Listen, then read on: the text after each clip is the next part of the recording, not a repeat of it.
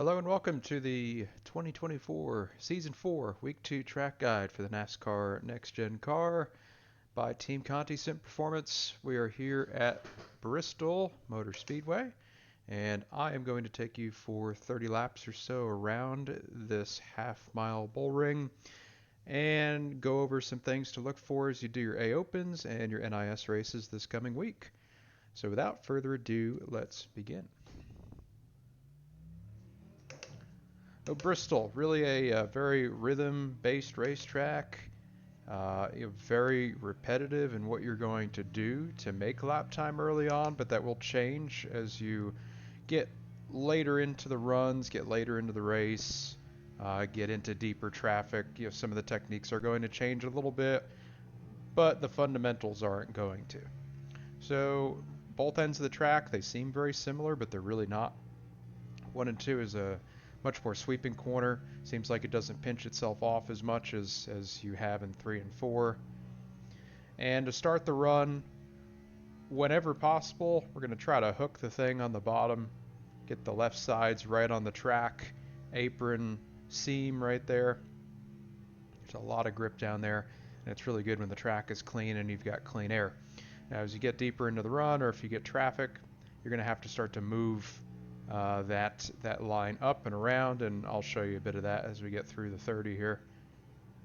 But really a very early lift point at both ends. Kind of almost seems like it's halfway down the straightaways, but we'll take a look outside the car after the run is over.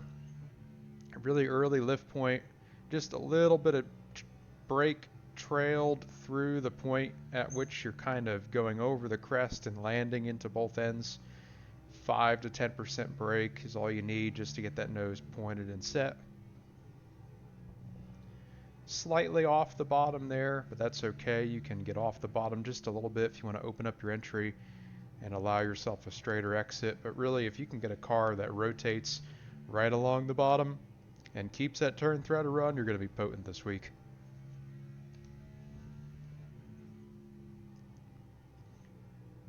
And it's all rhythm. You hear the engine RPMs go up and back off.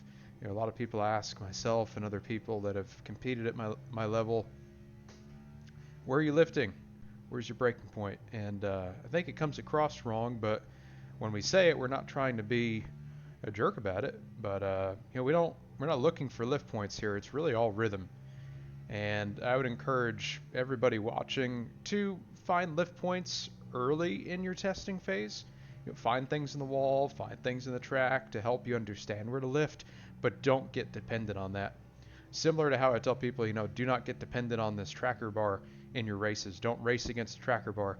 Sort of same philosophy. Don't race against those lift points, especially if they're things that can change, like shadows or the starting and ending of where the rubber is in the corners. Don't get set on that. Really just try to get in that rhythm as quickly as you can.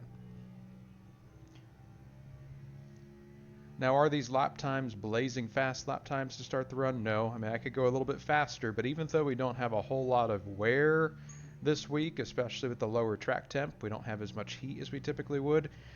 Abusing the tires the first 15 laps is going to just absolutely kill everything you've got left to work with past 30. And when we're running sub 15-second laps, even something as small as a half a tenth delta between you and the guys that are quick up front, that's going to make or break your race. I'm going to turn my black box over to the lap counter because I have absolutely no idea how many laps I've done. Okay, 14 laps. And now I'll start to move it around a little bit. Start in 3 and 4. Really, bottom in 1 and 2 is always going to be great, but it does go way quicker in 3 and 4. You could start to enter in the middle and then cut it down and exit. You can see that's a really nice lap right there doing that. You give up a little bit on entry running that middle to start, but you'll gain it back on exit. It's a little nicer to the right front tire too versus trying to hard wrap the bottom. I'll go up and attempt to run the middle here in 1 and 2, straddling that seam or thereabouts. A little bit bumpier up there, so just have to be careful with that. Middle to second and a half groove in 3 and 4, still good rotation, good turn. Still doing the same thing with the brake, maybe driving in a little bit deeper when I run the middle to top. I don't have to lift as early, but still about 10% brake, trail to the center. And then I'll go back down to the bottom here, calm the tires down a little bit.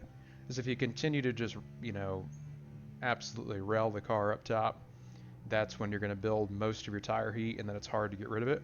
So if you do run the top or the middle, really anywhere but the bottom, do it for a couple laps, but then try to cool it back down for a few as well, so you don't compound that heat. Entered about a lane up there, right down to the bottom and exit, and you can see it all kind of runs about the same lap time this early on. I still think the bottom is the outright fastest, as you can see there, gained entry to exit. I'll probably lose a little bit here in exit versus the last lap, but not a whole lot. Still a 10th net positive right there.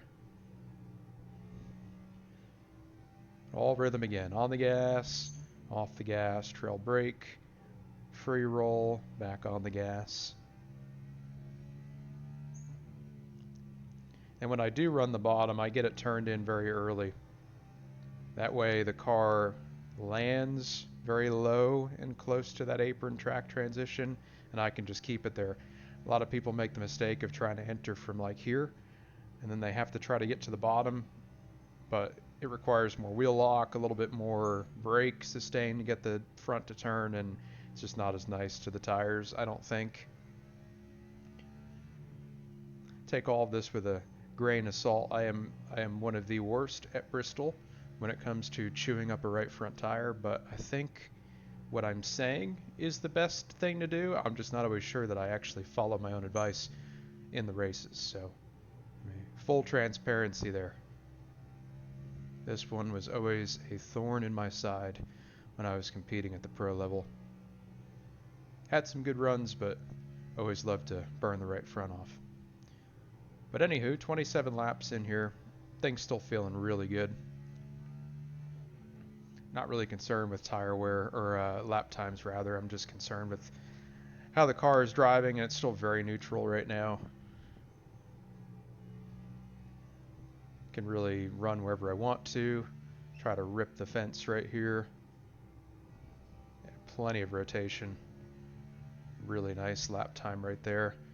Top in 1 and 2 is the bumpiest part of the track, especially at your on throttle point, center off, so be careful for that.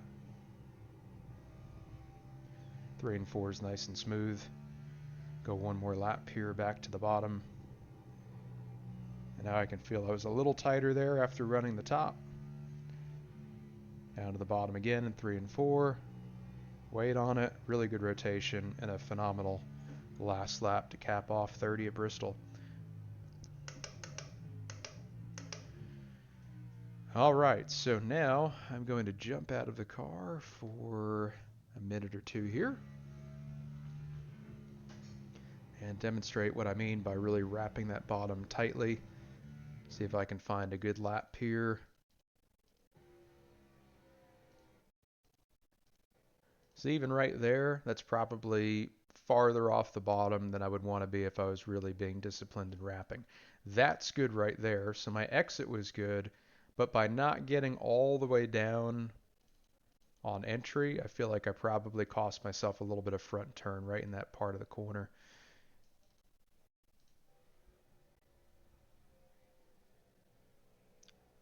A little worse right there. I might not have done a good job at any point in this run because I was yapping the whole time. That's definitely possible. There we go. That's better. I like this better already. Okay, so going down into the corner, let's start from way back here on the straightaway when I start to lift.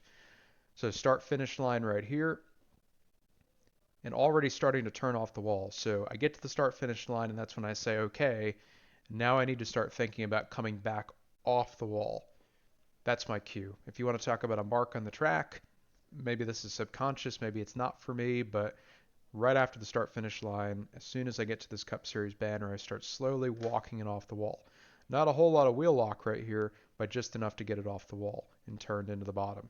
And you can see just a few frames later, I'm already starting to lift.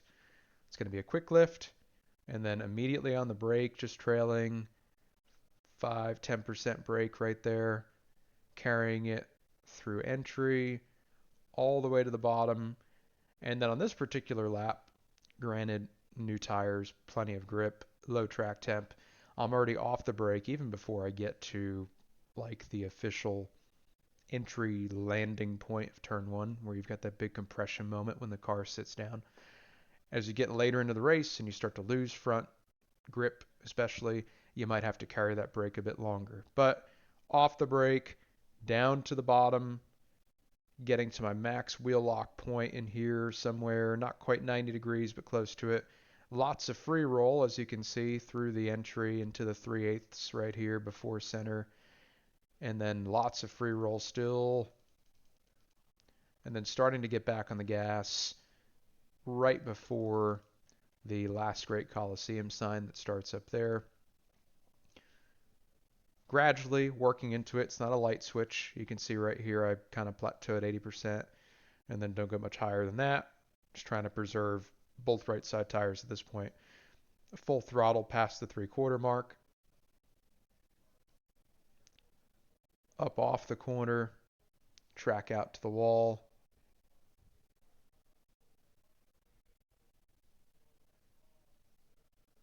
Out to the wall. And then start coming back off the wall at the Cup Series sign again. So Cup Series sign down the front stretch, Cup Series sign down the back stretch. It's your turn off point. Lifting just after that, 5 to 10% brake again. Down to the bottom early, get that left side, left front tire as low as possible without hitting the apron. And then, as I mentioned before, 3 and 4 is the slower end of the track. It's the tighter end of the track. If you look at a track map, you can really better understand how it's the tighter end of the track. You can really see it visually there, but you can feel it when you're racing too. If you try to get on the throttle at the same point in 3 and 4 as you do in 1 and 2, or roll the same amount of speed, you're probably going to lose the bottom and get tight. So again, lots of free roll here, free roll, and then a couple car lengths before the last great Coliseum sign is when I get on the gas. Very easy to lose right rear grip off of 4 as the banking falls away, so just watch for that. And you can see here again, word of the video is rhythm. Just all rhythm.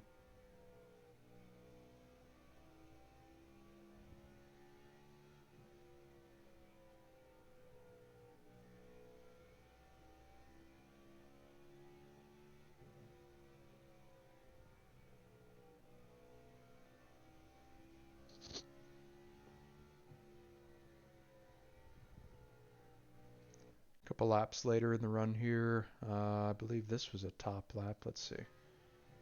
Nope. How about this one? Here's bottom in 1 and 2.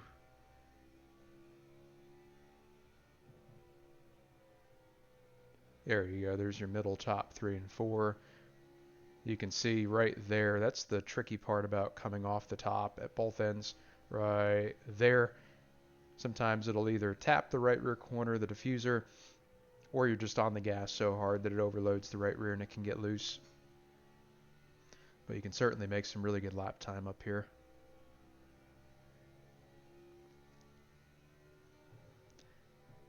And yeah, with that being said, that's really Bristol in a nutshell. I'm not even going to talk about green flag pit entry because I don't think you're going to have green flag pit entries if I had to guess.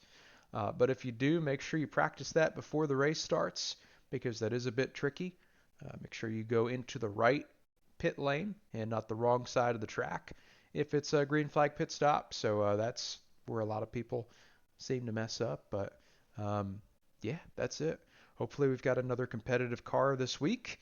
And hopefully all of your races get some green flag running in and have less cautions than they typically do. But with that being said, that is our track guide for week 2 of season 4. Bristol Motor Speedway, next gen car. Thank you all for watching as always, and we'll see you next week. Good luck.